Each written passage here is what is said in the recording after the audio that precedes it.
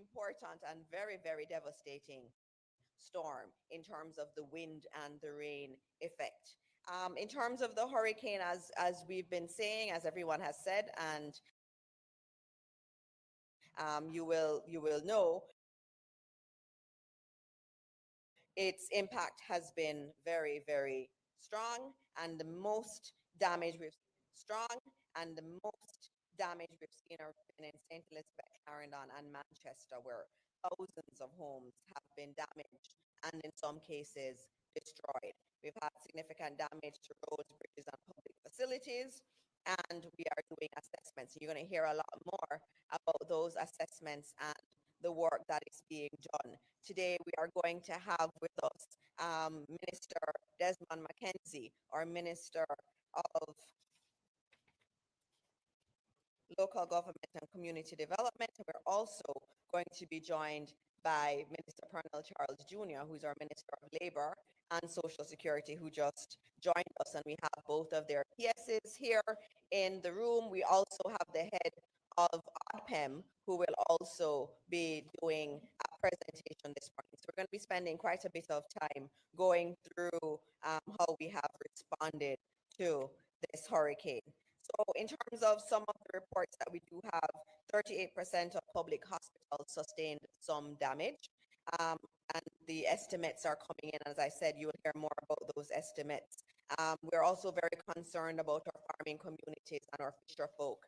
A lot of them sustained significant damage. Crops were wiped out. So our farmers are definitely suffering quite a bit right as we speak. And our fisher folk too, a lot of them lost their vessels and their pots and their nets, and it's we're going to have to provide support there. In addition to that, schools, at the last estimate, 100 schools have been damaged, and we know that this could increase because the assessments are currently being done. There is one area that we've not spoken enough about, which is in relation to a concern that several Jamaicans have in relation to price gouging. And in that respect, there is an order, which is called the Trade Sale of Goods During Period of Declaration of Disaster Area Hurricane Burial Order 2024. And this order is aimed at preventing price gouging. It speaks to the fact that that will not be accepted, and it also speaks to the fines that would be imposed on anyone who has done it. So there is a order that has been done in relation to price gouging, which is very important, and it is done under the Trade Act also. In terms of restoration efforts, just in terms of an update, electricity restored to 84% of customers. The JPS is saying that by Saturday, 97% of all persons across the island will have electricity restored, which is very interesting and very important for us to point out that this is good given the circumstances. And I started by speaking about Beryl and the impact of Beryl and how strong Beryl was and how record-breaking Beryl was. And so 97% by Saturday, we're encouraged by that number. We have urged the JPS to move as quickly as it can. The government has said that if we need to, we will be willing to put in to solicit assistance from overseas. They have indicated that at this time, they do not need any external assistance. They have a special team of 300 that will be going into St. Elizabeth specifically to work on restoration efforts in that area because, as you know, St. Elizabeth was damaged quite significantly. In terms of our major health facilities, as of yesterday, 90% of hospitals and major health facilities have their electricity restored. 65% of water supply has been restored across the country. As many are aware, a lot of our pumping stations need electricity.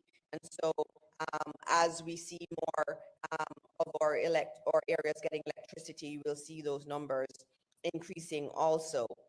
In terms of mobile phone, and this was a big concern, and I know it's so hard when you have a family member who is in one of the affected area and you can't call, or you're in an affected area and you can't tell your family how you're doing. And the telecoms have been working really hard to restore connectivity. As of this morning, the update I have from Flow is that 85%, they have 85% coverage across Jamaica. And in terms of digital, they have informed me that they are at 88% coverage as at this morning, and they are continuing to work to get that up. Yesterday, the Prime Minister would have announced the REACH program, which is focused on relief and recovery. And the key elements of that are about sustainability. And as we speak to relief and especially recovery, it is important that we do this in a sustainable manner. As we all know, this hurricane has come at the start of the hurricane season. We still have several months to go, and all of the meteorologists have said that it's going to be a very active season, and we are going to see several hurricanes. So there is a likelihood that we would have another wind event or hurricane or any kind of system near to us.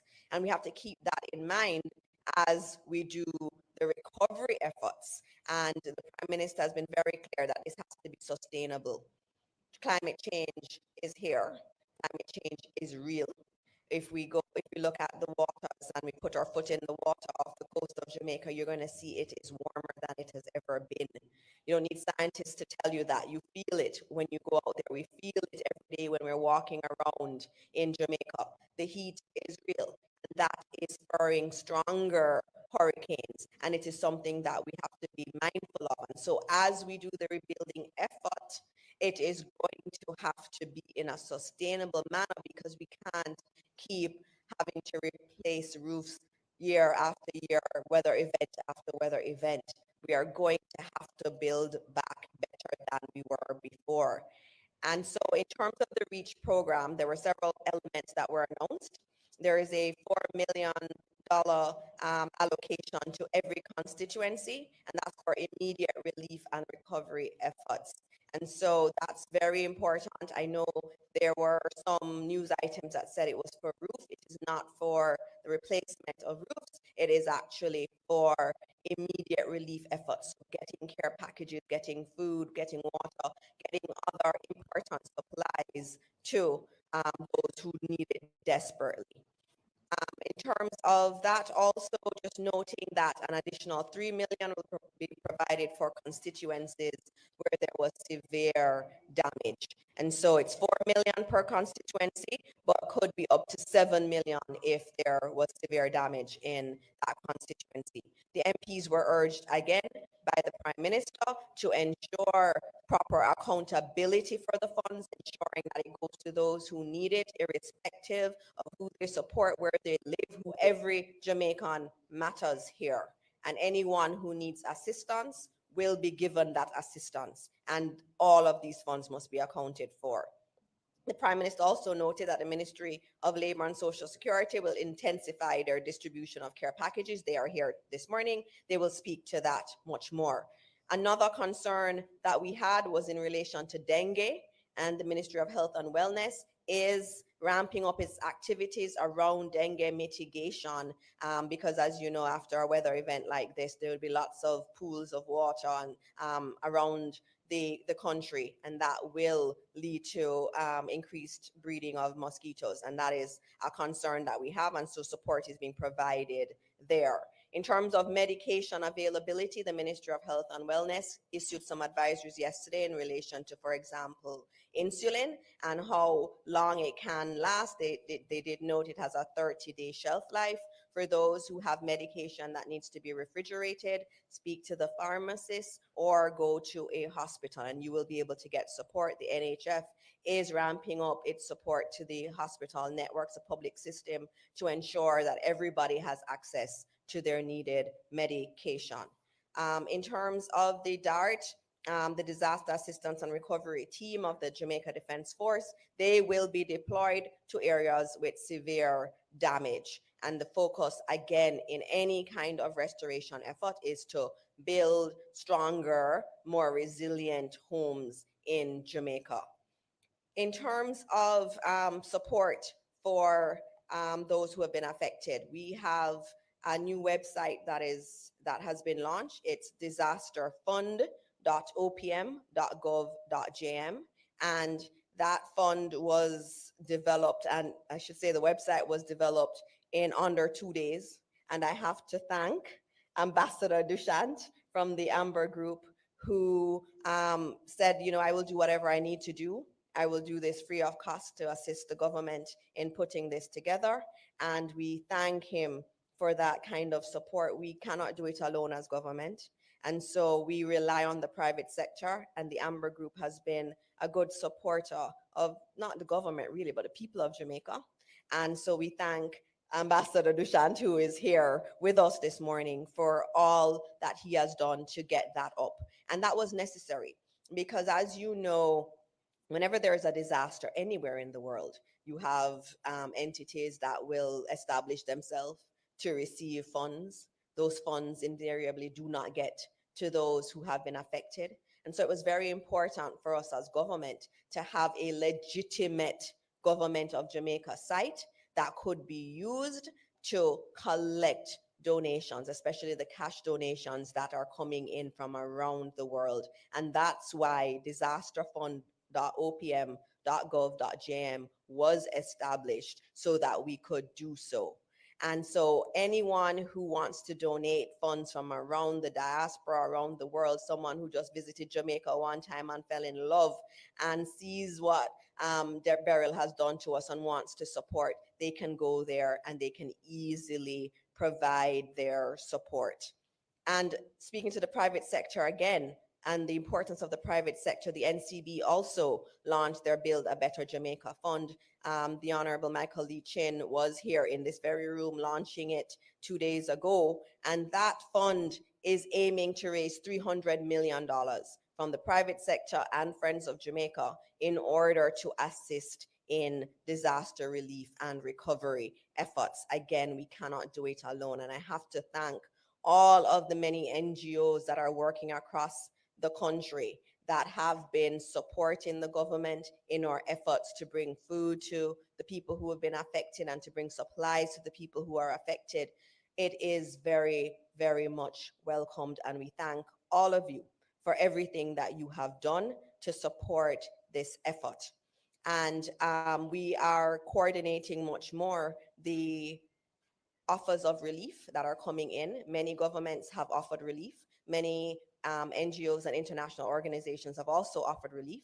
And we are working collaboratively in government with the Ministry of Foreign Affairs, the PIOJ, the Ministry of Labor and Social Security, and of course led by the Ministry of Local Government and Community Development through ODPEM, to ensure that all of the giving is coordinated, that we are actually getting what we need. We have a needs list which specifies what is needed, and that is what is being communicated around the world so that we actually get what is needed for the recovery and relief efforts that we're undertaking. I want to thank all the first responders that have worked throughout the hurricane. A lot of Jamaicans, they weren't able to be with their families. They were at the command center, out in the field, at shelters working.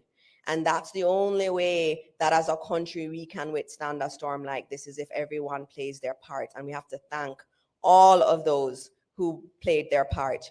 Community members across Jamaica joined hand in trying to clear roads and assist the NWA and the government as best as they could to move things forward as quickly as possible. We thank them. We thank all the volunteers across Jamaica who are helping, providing food and shelter, and all the donors that have given and all those who will give.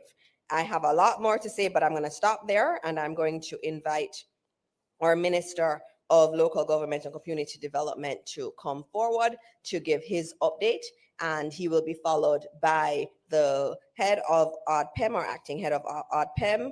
Mr. Thompson will also come to give an update on the damage assessments, which are very important. And then after that, I will come back to the podium and introduce the Ministry of Labor team for their updates. Thank you.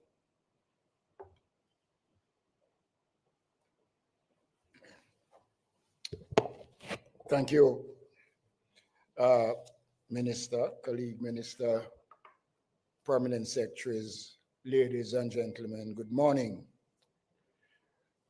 I want to first of all to say a big word of thanks to the team who, over the last week, worked feverishly to get Jamaica in a state of readiness. And I want to use this post-cab meeting this morning to say that the country was well prepared for the advent of the hurricane.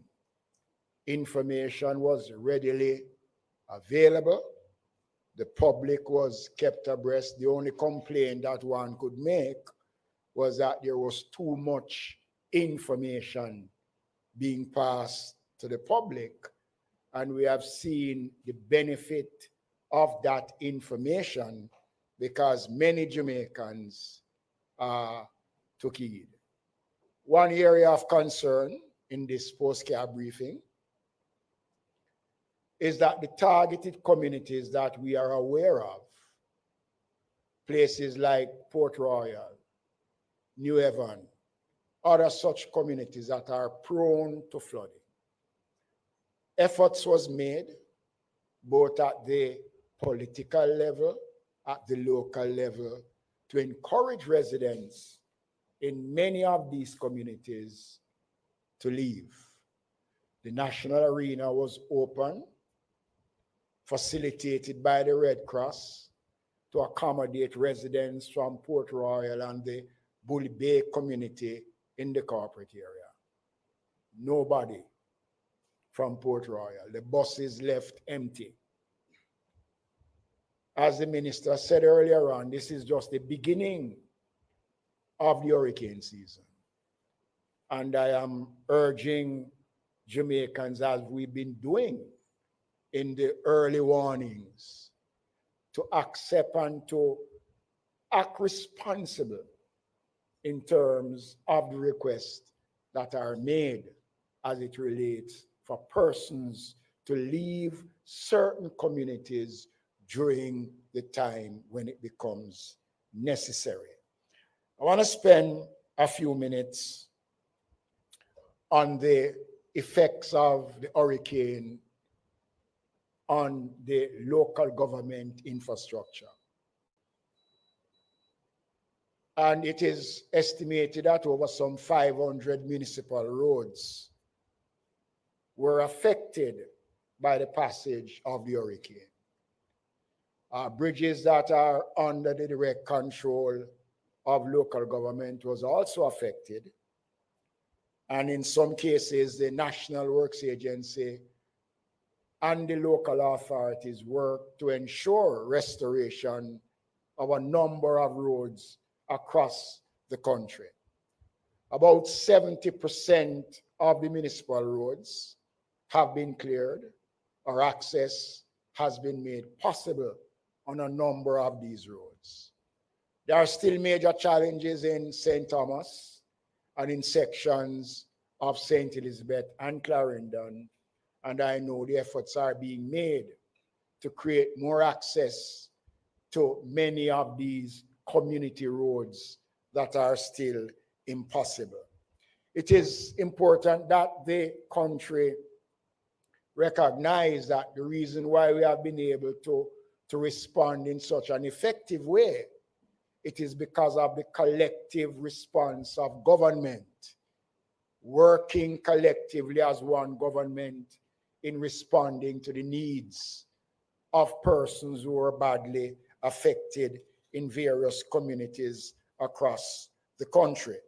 So as I said before, at least 70% of the municipal roads have been made accessible, whether to back to normality or making it accessible by virtue of one-way traffic. But that is a significant improvement. We have seen in parishes of St. Thomas, Portland, Clarendon, Manchester, and St. Elizabeth.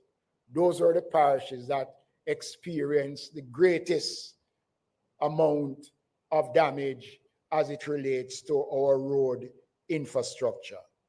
Not only our roads are affected, but at least 4 of our infirmaries, Westmoreland, Trelawney, Hanover, St. Anne, and St. Elizabeth. Those infirmaries were affected. The St. Anne infirmary still occupying a school that had been used. And once they would have completed the work that is necessary, they will return back to the infirmaries. Markets were also affected, and we saw where damage was done to the Falmouth, Mandeville, Lucy, and Old Harbour Market. And the government, earlier on this year, had announced a 500 million program for the repairs of markets across the country. We will move that process forward, and we will give priorities to those markets that were affected by the hurricane. The other area that I want to touch on relates to the work of the Jamaica Fire Brigade and the National Solid Waste Management Authority. A lot of fallen trees across the country. Roads were blocked because of fallen trees.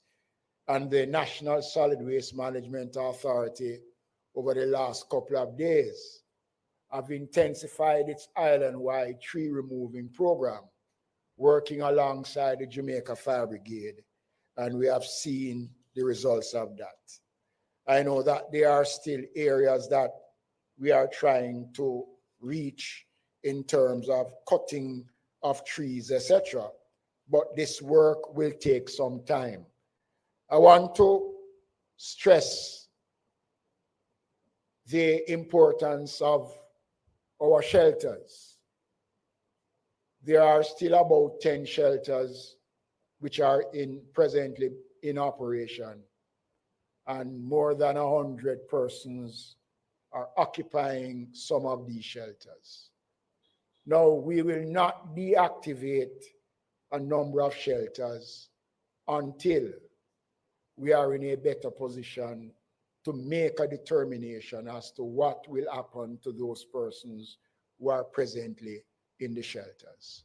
We'll be working closely with the Ministry of Labor and Social Security to ensure that those persons who are in the shelters, and a lot of these shelters that are occupying these persons are persons whose home has been damaged severely or has no home at all.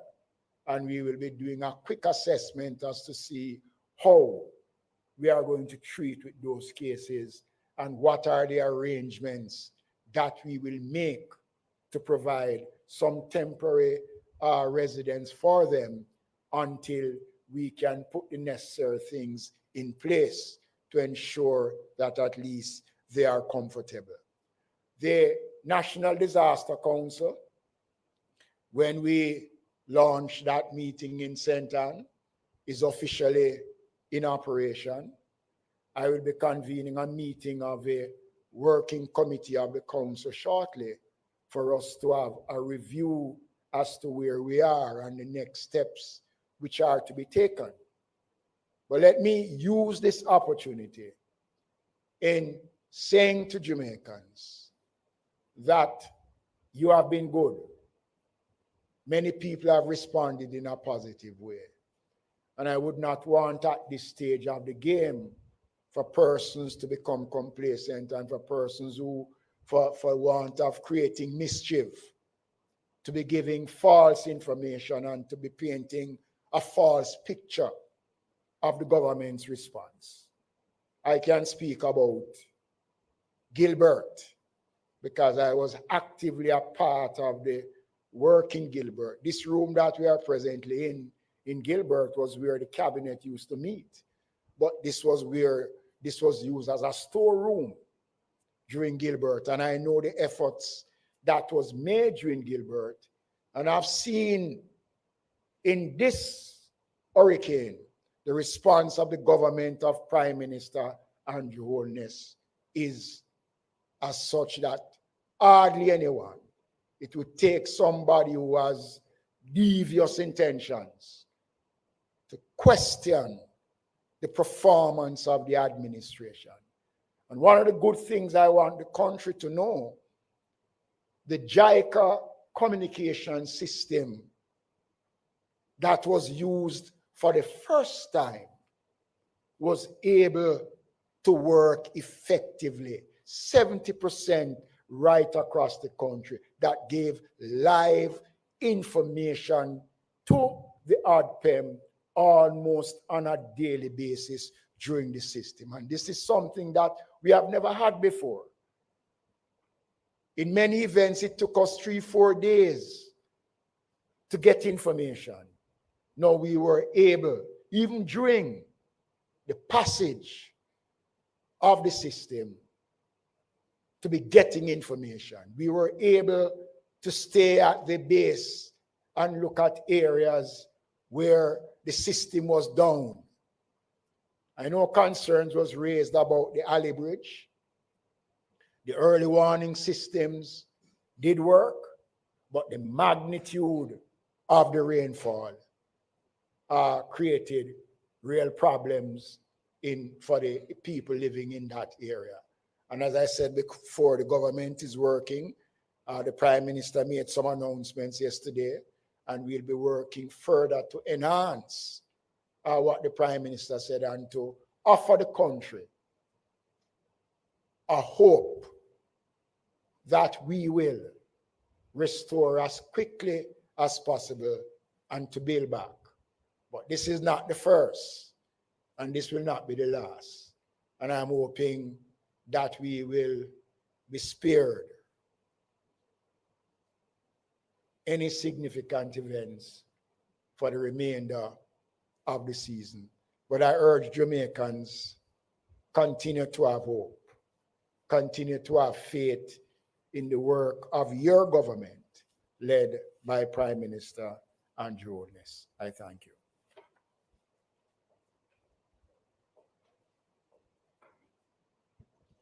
Okay, I'm going to ask the Honorable Colonel Charles Jr.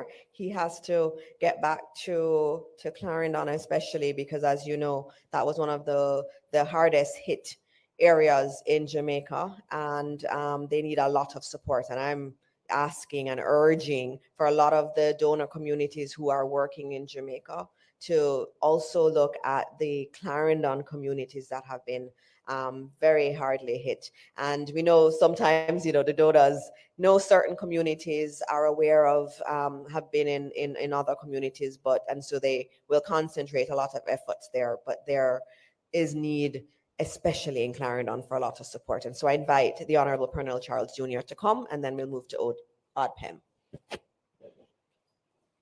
Thank you, Minister. Good morning. Colleague Minister, Permanent Secretaries, Ambassador, colleagues. Yes, I've lost my voice, but I'm trying my best as it is. Just to pick up where you ended, Minister, definitely we have an issue in terms of just the contextual understanding of the impact. Minister Mackenzie knows, because he has been everywhere. So he has seen it, but several others have only seen and heard of, some areas in St. Elizabeth, Portland, Cottage, Rocky Point, but there are several others. There's Gale, there's Alley, there's Waterlane, Racecourse, Gibtown, Lioneltown, that have been impacted in similar ways. And so we must remember them and their families at this time as well. The Ministry of Labor and Social Security is focused on ensuring that we carry through on our commitment in terms of the response and the relief efforts. My permanent secretary is here, Permanent Secretary Colette Roberts Risden, and herself and the team have been effectively pushing to ensure that we go across the country. We are the lead for the Humanitarian Assistance Committee under the National Disaster Risk Management Act. And in that regard, we have been coordinating the immediate response, collaborating across government and collaborating with non-governmental organizations as well. Just to give an update, we have been proactive, and in being proactive, in preparation for the storm, the ministry took measures by pre-positioning supplies in parishes. We utilized St. Anne and Manchester, and we also ensured that our parish offices, those that have storage capacity, were well stocked with essential relief supplies. In addition, we took out lines of credit totaling approximately $15 million activated across 8 parishes to enable us to be able to have swift access and immediate response in terms of resources. The response so far has been led on the ground by our dedicated team. I want to take the time just to thank the entire team from the Ministry of Labor and Social Security, the teams from the other ministries, local government, education, health, that have been out there working with us side by side, the non-governmental organizations, Food for the Poor, Red Cross, and others that have been with us, going from house to house to really see that we can promptly deploy island-wide and to deliver immediate relief supplies and to conduct the initial damage assessments. So far, with our partners and volunteers, we have been able to provide close to 6,000 care packages, which doesn't include those coming from our NGOs. And we've provided almost about 800 tarpaulins, 500 mattresses. And this is complemented, as I said, with the aid from NGOs who have also been with us house to house. We have completed so far approximately 2,000 household assessments, and we are collating the numbers. It's challenging, particularly because of those areas where communication is completely down. So for our officers that are going into or who are in Clarendon and some areas of St. Elizabeth, they cannot communicate on either of the providers. And so it has been difficult. So we expect that over the next couple of days, we'll be in a much better position to give more accurate data. But as it is now, as I said, more than 6,000 packages, close to 800, over 700 tarpaulins, and the assessments have been done. There is much, much more needed. Let me just state that. We understand that. And there are several communities and households that will hear me and say, but you're saying all of this and we haven't seen you. It has been a difficult task. I myself have been on a street providing relief, returned to that street the next day to hear multiple persons say, we haven't seen you, where have you been? And we did distribution on that exact street. And one of the reasons is the team is moving as fast as it can. So if you are not there, they may not be able to provide the support to you, but they will return. The effort is to get across the network and to utilize as many community leaders as possible to work with the members of parliament, who I know some have said, listen, we're not hearing from the teams. That's because of the difficulty in terms of communication. I myself have tried to call some, they've tried to call me, and once I'm below Hayes, I'm out.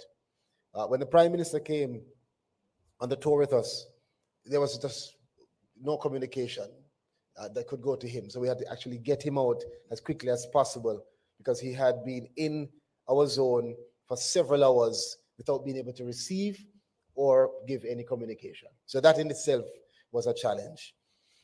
So the situation for us is ongoing, it is evolving, and we ask that you be patient and understanding, particularly with the officers who are interacting with you. They're engaging with multiple persons, and I know you are frustrated. They themselves are absorbing all of your pain. And so I just ask for your understanding as you interact with the social workers. In Kingston and St. Andrew, flooding was reported, particularly in the New Haven and Burger Gully, where multiple houses were affected. 37 shelters were opened, housing 357 persons, with only one shelter remaining active at Friendship Brook. Bulk food supplies were provided to marooned communities in Hall's Delight and Westphalia, as well as 2 shelters at the National Arena. In St. Thomas, 8 shelters housing 176 persons. The household damage assessments are ongoing in that area in multiple communities, with significant relief supplies already distributed, 789 food packages, 50 tarpaulins, and 8 mattresses. Of course, these figures are evolving because even now as we speak, our team is on the ground. In Portland, we saw 26 houses sustaining roof damage, one completely destroyed, and there are several others that we have not yet been able to assess. Ongoing assessments assessments are ongoing, sorry, and distributions are also in progress across numerous communities. So far, in those areas, up to 100 food packages, um, tarpaulins, more than 20 tarpaulins, and mattresses and hygiene packages have also been distributed. In St. Mary, we've seen extensive damage reported across several communities, with 407 assessments completed as at the date of this report, and substantial relief supplies distributed, 200 food packages, more than 40 tarpaulins, mattresses, hygiene kits as well there. In St. Anne, we saw minimal damage to houses being reported, but we had greater impact on the farmlands. Relief supplies have been distributed there, as well as assessments been ongoing in 300 food packages. For Trelawney, multiple communities are now under assessment, with 95 being completed and significant supplies already distributed. We have on record more than 400 food packages being distributed in those areas. For St. James, 23 shelters were opened, housing 176 persons. Assessments continue in that area, with considerable relief supplies being distributed, more than 200 food packages. In Hanover, there are ongoing assessments and distributions which are in progress there, with significant challenges due to the disruptions in electricity and telecommunications across some parishes, but particularly Hanover as well, and more than 300 food packages as of this report. For Westmoreland, we had 332 food packages being issued, 160 assessments having been completed despite the adverse conditions there, and more than 250 food packages. For St. Elizabeth, there's a difficulty in just traversing the area. So there has been a total of close to 100 assessments completed, many more now being done, more than 400 food packages distributed, along with over 300 tarpaulins, 150 mattresses, blankets, hygiene kits, and of course, the most urgent need for bedding and tarpaulins is in that area and Clarendon. Assessments there are ongoing. I wanted to stop there to say that there is a significant difficulty in traversing some of the areas. So we are getting the assistance of JDF, of NWA, to clear and also to support in our assessment efforts and distribution efforts. In Manchester, we see where there's a total of 86 assessments having been completed so far. There, we've been able to move around more. So there's about more than 500 food packages distributed, 55 tarpaulins, 44 hygiene kits, 11 mattresses, water and other things also being distributed in that area. Several farmers too, so water boots have also been distributed. The parish is still affected though by intermittent heavy rain, we find, and the lack of electricity and poor telecommunication makes it challenging. For Clarendon, there's significant damage in the southern section of that parish, especially Portland Cottage, Rocky Point, Mitchell Town, Canaan Heights, Palmer's Cross, and others, many others. There are multiple communities that are now being assessed with ongoing distribution of more than 700 food packages, 190 tarpaulins, 125 mattresses, and several hygiene kits and water. Lastly, for St. Catherine, extensive assessments are now underway across all of the constituencies in St. Catherine, with substantial relief supplies being distributed. We have more than 300 food packages there and several tarpaulins and mattresses and hygiene kits. Let me just conclude by just highlighting the invaluable support of our international development partners.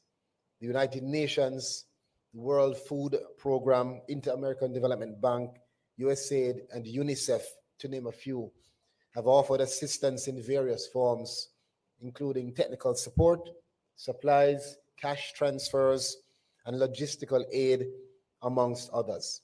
So we are working with them through the structured programs that are already set up for us to ensure that there is as effective and productive coordination of this relief effort. Ladies and gentlemen, family, we understand your frustration. We understand that several children are now scared. Understand that several elderly and seniors are concerned about their medicines, concerned about where they are staying tonight. We are working assiduously on the go 24 hours a day to make sure that we can provide you with as much relief as possible. As Minister Mackenzie said, as our Prime Minister said, we are working across government, collaborating as best as possible to provide as much support to the people of Jamaica. We're committed in the Ministry of Labor and Social Security to leaving no one behind. And so we want to encourage all Jamaicans, particularly those who may be in a better position, to join in the work of rebuilding this nation. If you can assist, reach across. Do not wait for a neighbor to ask. Many need the support, but cannot muster up the voice to say, please help me. This is the time for you to step up and to lead in your community. This is the time for you to reach across, open your eyes, open your ears, and understand what giving is about. So I want to encourage you all, those who can volunteer, get out of your house and volunteer. Those who have supplies that can be donated, this is the time, not next week, today. Those who can offer their skills and expertise to help in this rebuilding effort, this is your opportunity, this is your platform. One family, one community, one Jamaica. We understand the challenges faced by several. I want to remind you before I leave of the phone numbers. If you need any assistance, we're asking for you to reach out to your local parish office at the Ministry of Labor and Social Security or to contact the ministry 876 922 800029. That's 876 922 800029. And so you can also contact us. Several persons have been contacting us through social media channels, particularly those who say, listen, we hear that you are here, but you have missed us. We are listening to you. Even if we don't respond immediately, we have that information and we are acting on that information. Let me close by just extending again the gratitude on behalf of the government of Jamaica to all the dedicated teams working tirelessly in the field, and to our international partners and to our friends here who are working together as one for us to rebuild and to emerge stronger from this disaster. Thank you. One love. Thank you very much, Minister, for that very comprehensive report. And I'm going to move quickly to the Acting Director General of the ODPEM, or Office of Disaster Preparedness and Emergency Management, Mr. Richard Thompson.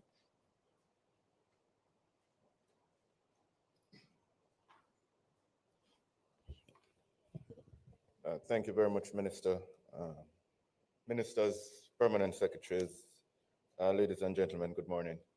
As you can hear my voice, I'm a little bit under the weather.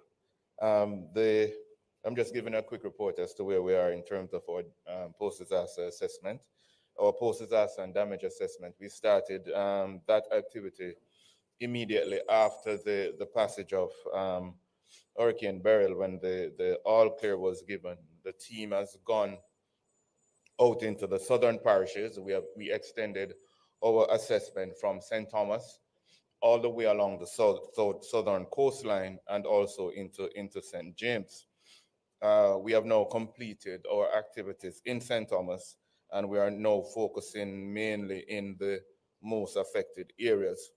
The damage assessment, as I said, is being done along the southern side, and the team is working out of the National Emergency Operations Center, and that is being coordinated in its totality by the Office of Disaster Preparedness and Emergency Management. So the team include in the current damage assessment outside of the other sectors that are being assessed. The Office of Disaster Preparedness and Emergency Management, the National Emergency GIS team, which is the Geographic Information Science team. Uh, we also have some international support within the NEOC in terms of the damage assessment, the initial damage assessment that we're doing, which include the World Food Program, USAID, BHA. We have support from the Jamaica Defense Force and the Jamaica Fire Brigade providing drone support. So we're using all the technologies now that we have at our disposal to ensure that we're getting adequate information to influence our damage assessment. We also did very early after the passage of the hurricane aerial reconnaissance assessment, which was supported by the Jamaica Defense Force, and the ODPEM team was a part of that. The areas being assessed are being mapped extensively by our National Emergency GIS Response Team, and that will help to influence and compile the report, that the overall damage assessment report that will be submitted to my minister, Honorable Minister Mackenzie. And also in terms of going forward after that information is submitted and onto the cabinet, to also influence what is called our DALA report, which is a damage and loss assessment report that is always compiled by the Planning Institute of Jamaica after we have been impacted by a major system. So the PIOJ would take that and assess all sector information and compile that in our overall assessment report for the country. We concentrated our efforts on a lot of the impacted communities, especially out in St. Elizabeth, given that St. Elizabeth is the most impacted area. Yesterday and the day before, the team went out into Southfield, St. Elizabeth. We went out into Ballards Valley, Treasure Beach, Malvern, in Clarendon, we were in Rocky Point, Long Hill in St. James. There was some impact as well in St. James, even though not spoken to highly. Long Hill, Anchovy, Mount Airy, Chester Castle in St. James, White House, Westmoreland, Belmont, Westmoreland, and McAlphin in Westmoreland. And the team is now going out into Treasure Beach today and Alligator Pond to do some assessment. So the work continues, and what we are trying to ensure is that all the information is collected, all the impacted communities are visited and assessed, so we can get a true picture as to what has happened, so that can influence our damage assessment and our post-disaster needs assessment. So that is it for me now. That's all I have to say this morning. And the assessment continues, and we will keep you updated as to where we are with the process. Thank you very much.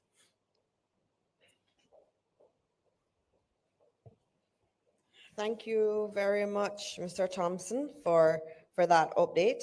And as we move towards some questions, just reminding 6,000, the numbers had changed from yesterday, 6,000 care packages have been distributed.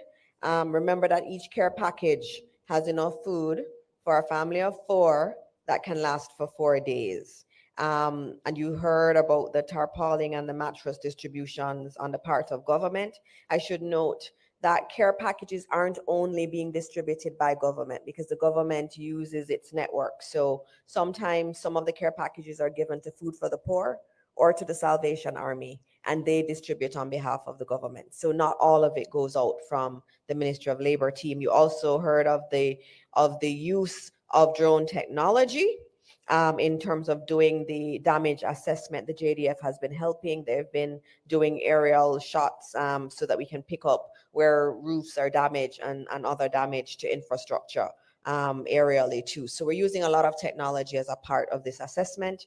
And then on the ground, you have Ministry of Labor going house to house and actually documenting who has been affected. And that's very important work, because as we said, and as the Prime Minister said yesterday, that any kind of recovery assistance has to go to those who have been damaged. And so the work that's being done on the assessments and the house-to-house assessments is critical, because that's what will feed into the distribution of any kind of resources. Also, yesterday there was a call that I was on with our international development partners, there were 55 people on that call from different entities. So all these entities around the world want to help.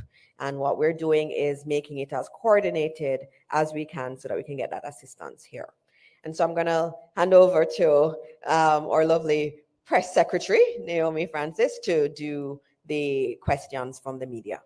Good morning, Minister. Morning, everyone. And Minister, you're so kind. Thank you so much. Just ahead of getting the questions from on the floor from reporters here, just following up on the point you made last, Minister, there is a question concerning exactly what the needs are for those who would like to assist. Is it mostly tarpaulins, clothing, so that they'd be able to find a central place to send it to possibly? Sure. We have developed a needs list, and that needs list was developed with the Ministry of Health, with the Ministry of Labor, with Ministry of Local Government and ODPEM. And right now it's not really closed. It is, for example, we need a lot of food items, which we have put on a separate list, and we have local distributors who are actually wanting to support food, and we're putting in a mechanism today in order to receive that food. We have things for the agricultural sector, which is key. They need a lot of assistance, from seeds to irrigation systems to rebuild what they have. All of our greenhouses in St. Elizabeth were destroyed, all of them. And so we would need equipment to rebuild that. So what we will do is we'll work with our Amber Group friends to have the needs list placed on the website. So anyone who needs it, and remember the website is disasterrecovery.opm.gov.jm, so that anyone anywhere in the world who wants to assist will assist with the right items, because sometimes, you may want to help and you send something that's not necessarily needed right now. And so it's important that you follow the needs list. Thank you, Minister. All right, let's go to Mahiri. Morning, Mahiri Stewart from Nationwide News here. Seeing that we are now 1 week removed from the passage of Hurricane Beryl, question to both ministers at the stand. Is there any aspect of the government's relief plan or response to the hurricane that you believe could be fine-tuned or improved in the event that Jamaica is hit with another harsh weather system at any point this year or even next? Well, the answer to that is that we will use the lessons from this one to improve going forward. And I think that is important, because it is going to be difficult for you to plan in advance of a disaster. But what we can look at is the systems that work. And if you ask me how much of the system work, I would say 9 out of 10 of what we put in place work. So we will improve on that. And I believe also what is going to be important is that we are going to be looking to expand our public education. It was not lacking, but I think the more we develop and encourage and educate will help us to improve in the areas. You want me to answer too? All right. Seeing it from maybe a different angle, I agree that this is a government and an administration that is always wanting to improve. And so we learn from every single situation that we have and we make it better. And remember, we went through COVID and we learned a lot through COVID, and a lot of the mechanisms being put in place in terms of relief came out of the learnings of COVID. And so, of course, with this one, we're going to learn even more and be better at it. I think one of the things we're going to have to look at is definitely in terms of technology and how we use technology more. One of the things that has hampered a lot of our work as government has been the lack of communication and the coverage from our partners. And we are speaking, as you know, to Digicel and Flow on that area. A lot of them were dependent on JPS for electricity. We have to look at how we have other electricity generation facilities that are in place. And so that's one area. We have to look at other areas of communication, how we build redundancy. So if the mobile network is down, what else can we do? And we actually have offers of assistance from overseas for mobile type units that could be deployed in an area that loses connectivity. So there's some key lessons that we've learned, and especially just making the system more robust because as you saw, Hurricane Beryl was offshore. And look at all the damage. If one does come on shore, you can imagine what that would be like. And so we're thinking in that kind of mindset. Thank you, ministers. One of the good things that have come really is the fact that we stream this event. And so journalists who are not here have the opportunity to send their questions in. And I do have one from IRI FM, one from RJR Gleaner, and another, I'll tell you soon who that person is. So the one from IRI FM is looking to verify the actual number of persons who have died really as a result of Hurricane Beryl. Minister Bartlett had mentioned also their follow-up is we saw where two elderly persons also died after or during Beryl, a woman in Dumfries, as Minister Bartlett had pointed out, and a man from Manchester who the wall fell on him. So in preparation for future major events, what will be done to better protect the elderly? Well, the numbers that we have, which we are aware of, that 3 persons would have lost their lives during the passage of the hurricane. I believe that we will improve in that area where you speak about the elderly. What we have done is that we have a database of elderly persons in various communities across the country, and we pay special attention to those persons. Now, in the case of one of the persons, I understand that attempts were made, but the person did not respond to the request to be relocated. But it is unfortunate, and as I said before, those are areas that we will continue to improve on. But if the truth be told, is that there has to be a greater appreciation of the dangers that we face during any natural event. We must take some personal responsibility.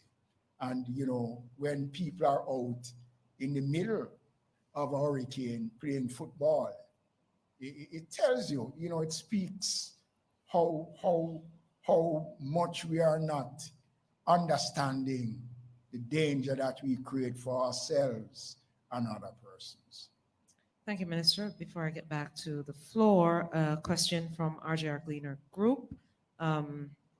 What assessment of the productivity loss as a result of Hurricane Beryl, what does that look like, and who's responsible for coordinating that? That assessment will be done with the RPM working with the PIOJ, because the PIOJ is the entity that does that overall national assessment on the effects of the disaster. And they have already started using their systems to put that in place. And once that is done, the PIOJ will make that presentation to government. All right, thank you, Minister. For the Ministry of Labor and Social Security, is there a dollar value so far to the care packages that have been given? And what level of assistance, I think this may be in dollar value too, has been given to the parish of St. Elizabeth in particular? All right, we are not able to tell you specifically what parish, but what I can tell you is that so far, and these are approximate figures, and please understand that we are in response mode, and the government has been providing the resources. And fortunately or unfortunately, we are not focused on the dollar value. So I will give you approximate figures. So far within the ministry, we have spent over 50 billion providing care packages and the lines of credit. We have spent in terms of tarpaulins and mattresses, and about to spend another 15 to 20 million dollars. And these are approximate figures so far. There will be more that will be spent, because as we speak, We do have more things being ordered. We also have donors, which we have not even begun to factor in those amounts. Thank you. Thank you, PS. That's PS Collett resident. And PS, the- also the element, I beg your pardon, Minister, of the level of assistance too. I think they wanted to hone in on the parish of St. Elizabeth, I believe, as well. All right. Based on what Minister had reported for the parish of St. Elizabeth, we have provided somewhere in the region of about, I think it's somewhere in the region of about 400 care packages. I don't have it up here with me. Let me check for you. I think it was about 300 tarpaulins and over 100 mattresses Okay, for the yeah, parish of St. Elizabeth. And that's not complete, it is ongoing. And we do have a lot of donors, NGOs working in specific areas. What I am explaining is actual GOJ expenditure. So a lot more is being spent in the parishes. Thank you so much, PS. Mahiri. And Sorry, also the ADPEM would have also spent a significant amount in relief supplies, over some $15 million so far would have been spent by the ADPEM, and they're in the process of procuring more goods and services to provide assistance in the areas that are required. Thank you, Minister. Yeah, question to Minister Mackenzie. How would you gauge or rate the performance of the country's councillors and mayors in light of the passage of Hurricane Beryl? Well, I must tell you that the response of the municipal corporations have been good. All the mayors and the councillors have been very proactive. They played a critical role, especially amongst the homeless population. Their drain cleaning program was also good, and based on the information that we have been getting in. So I would say that the response of the municipal corporations, all our shelters were managed, and the shelter managers were all in place. The disaster coordinators working out of the municipal corporations, working with the ADPEM, was on the ground. So I would rate the performance of the elected representatives very highly in the response to the hurricane, before and during and after. Ministers, I have one from a media entity here, but I think it primarily is more agriculture, but maybe you can also weigh in on the issue of insurance. So the question is, how many farmers have taken up the crop insurance coverage, and to what extent crop insurance and fisherfolk insurance will take care of some of the losses? But I think that's primarily agriculture. But the wider question they're also asking, which is the third question, is what's going to happen to get more people to take up insurance, whether of their homes or crops or otherwise, especially because we are right in the dead center of a hurricane season? That's a very good question.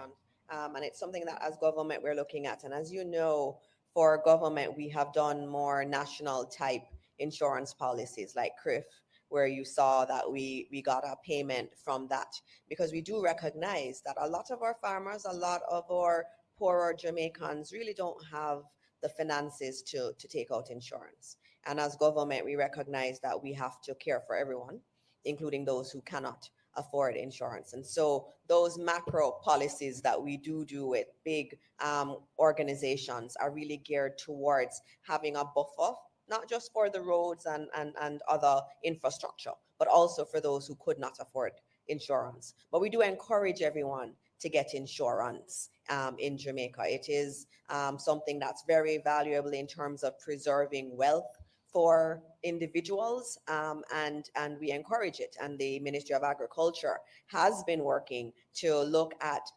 new parametric policies which would pay out small payments if there is wind above a particular amount or a particular level of water.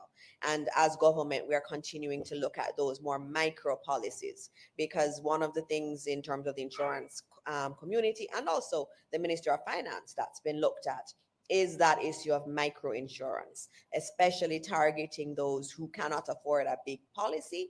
They have small ones and it pays out irrespective of the level of damage, it gives a payout. And so we're continuing that kind of work, looking at more innovative policies, working with the international insurance interests in Jamaica and overseas to get as much of that in place. And we encourage it because that's the reason why we are confident that we can do the rebuilding, not just because of our international partners, but because we've been able to get some payouts from the policies government has done. And as government has done, we're saying to the Jamaican community, if you can, please take advantage of insurance policies that are in existence.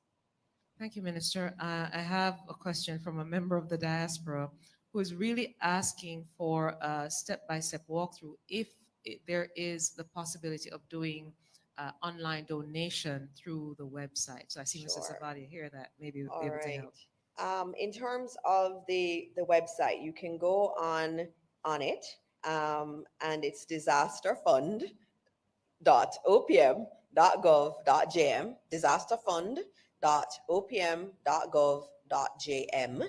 And when you go on that site, you will see a donate button, and you click on that donate button, and it will take you to a field that will ask you for your information, your name, your address, your email address, and you will then be taken to a secure site in order so that you can use your credit card or your debit card and you can donate, and that those funds will go directly to ODPEM to facilitate the recovery efforts and buying more care packages and so on.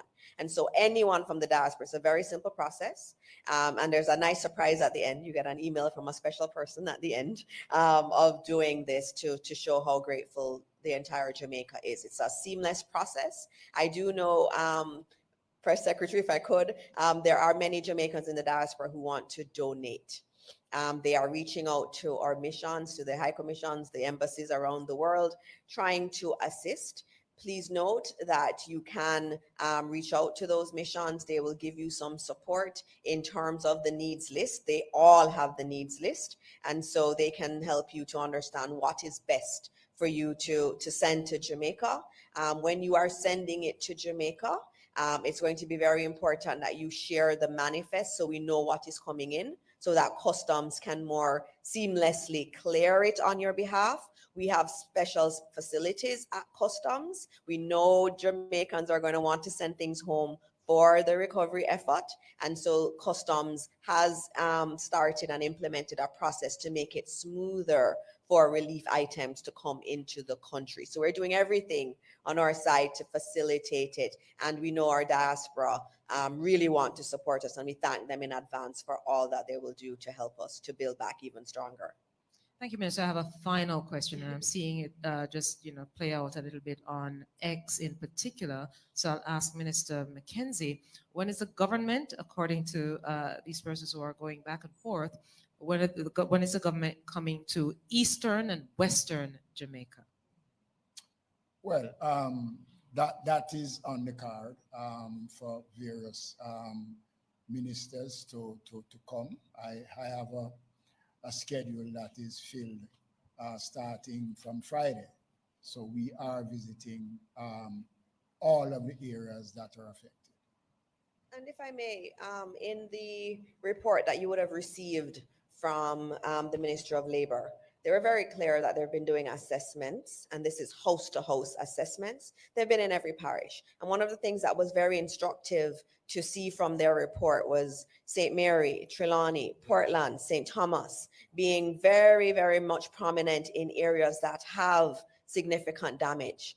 So it may not have been widespread, but in some areas and with some people, they have lost a lot. And so our social workers are out there. So the government is there. Minister Mackenzie, who is coordinating everything, may not be in every parish. It can't be in every parish right now and hasn't been able to, but our social workers are out there. All of them are going door to door, taking information on what has happened. And we already have quite a lot of information on those assessments. And as you heard, 2,000 household assessments have already been done. That means the government has gone to 2,000 different homes across Jamaica where we know there has been damage, to identify what they need, what their food needs are, what their rebuilding needs are. So we are out there, and you will start seeing Minister Mackenzie out there more with his schedule on the weekend. Oh, thank you. And so thank you, Minister Mackenzie. It's nice to be up here with you.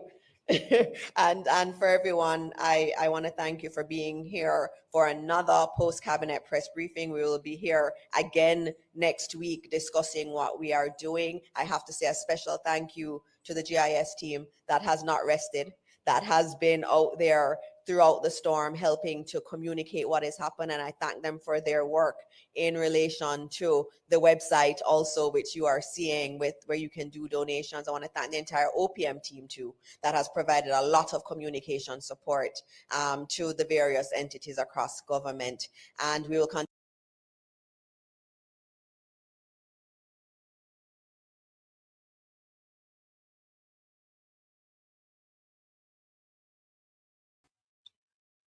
I want to say good. I want to say good morning to all my viewers and subscribers on the Mekwito Jeffrey Tavares YouTube channel. Thank you all for coming on to listen to the post cabinet press briefing. I see somebody say we must sending the guns to Jamaica. They would very much love to know who's really sending the guns to Jamaica. And believe you me, you'd be shocked to know who are the culprits sending the guns to Jamaica. The poor pauperizing people who overseas who is trying to assist and trying for a better life of living don't have the time to send guns to Jamaica. Number one, Jamaica do not own the port. It is owned by the Chinese. And the government of Jamaica must ask the Chinese how the guns are coming in. But that's a different topic for another day. I'm going to come back on live later on today to speak to you some more of how much billions of dollars the country going to need to recover from Hurricane Beryl. And not only that, the Minister of Finance said that Jamaica is insured for 150 million US dollars. And they pay 10 million United States dollars every year to service the insurance policy that they have. But yet, we're not drawing on any money from it. Not drawing on any money from it. So join me back later on this evening. We will discuss it. I was going to discuss the Integrity Commission report, but we received some reports last night that we have to go over it. It may not be coming, I may not have it to, I may not bring it on my program, but surely on Reese Rattigan program on Saturday, it will be discussed because we have been going through the documents that has been sent to both myself and Mr. Rattigan. And we are going through the paperwork and so forth, the reports. So, you know, we won't discuss it now because we have to sit down and go through it.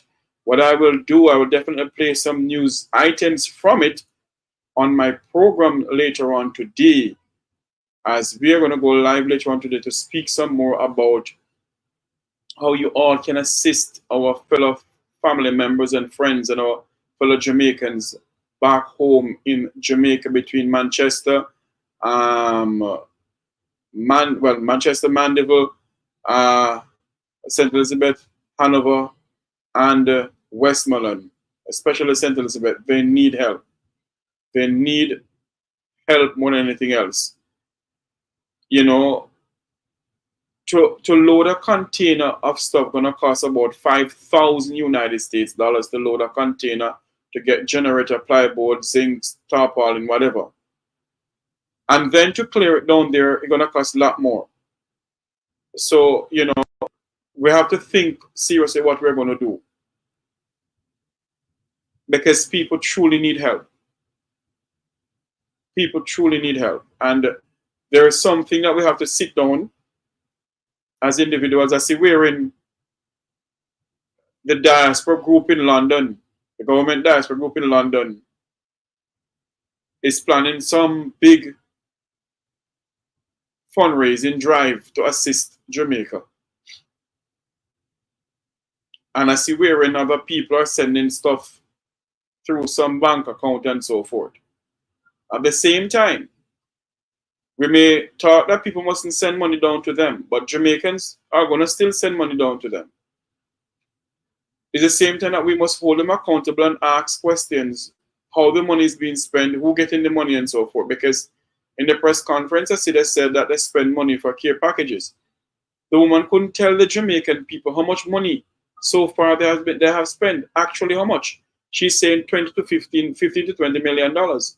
Is it 20 million dollars or is it 15 million dollars you spent? Those are the things that we need to get a real true figure from. And basically they're not giving us that figure. So those are the things that we're speaking about. We're not coming here to tear down the government.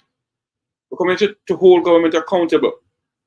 And for those who think that members of the Jamaican diaspora, that I'm a part of, is sending guns to Jamaica, it's further from the truth. Nobody's sending any guns to Jamaica.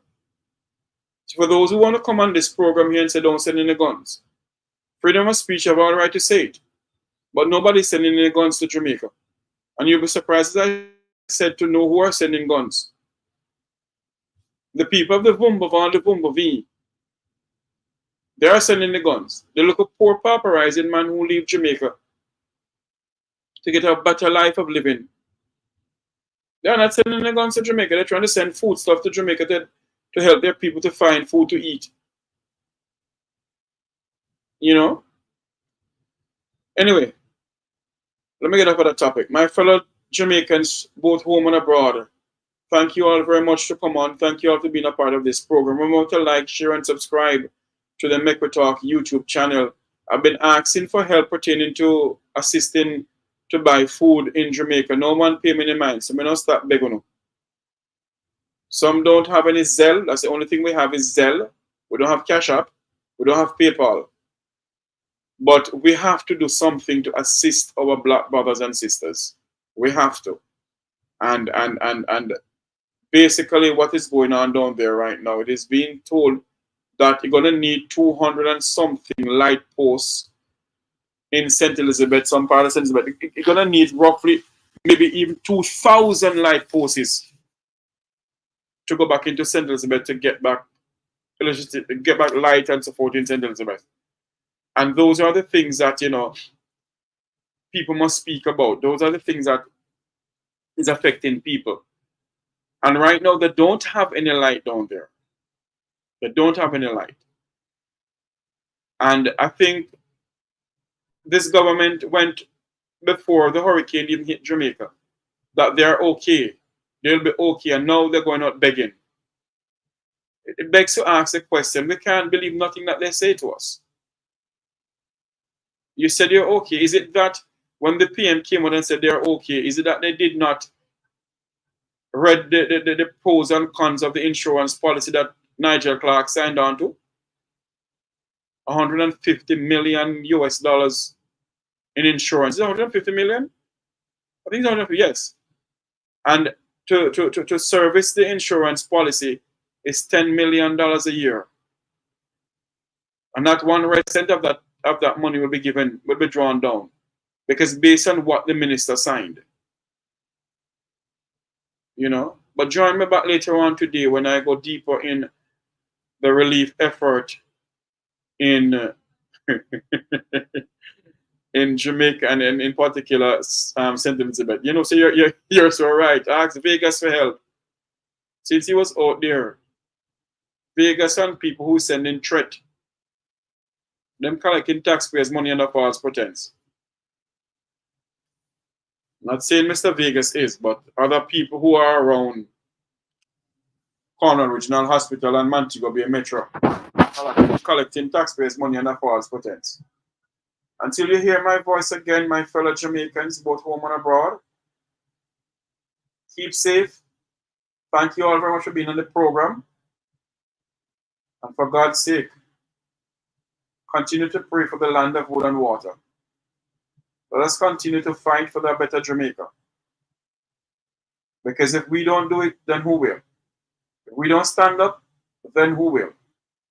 And if we don't stand up now, then when? It's the time for us to stand up and speak out. Speak out. Because Jamaica really needs help. We can't depend on people in the high up of government to assist. We need to stand up for ourselves and for our black brothers and sisters down there, family members and friends, to stand up. And I'm calling on all other artists, all other singers from around the world who are Jamaicans. Get together, put on a telethon, put on something, and find a way to assist the people. If you put on something and you don't give the government the money, figure out a way to give the money to an organization that you know going to help the people. But artists like Buju Banton and all of them, Beanie Man and all of them, come together, put on a show to assist our people because we need help. Jamaicans need help. They need help. Thank you all very much for coming on. Join me on later on this afternoon when I come to you live on this program here. God bless you and may God bless Jamaica land we love. This has been a post-cabinet press briefing by Jamaica House where they outline what they're doing and other stuff. Until you hear my voice again, may God bless you.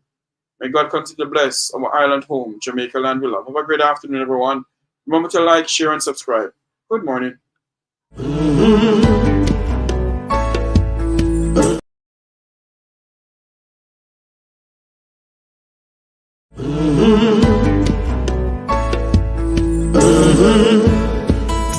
When the game gets rough and this life just seems so tough, make we talk, my people, make we talk.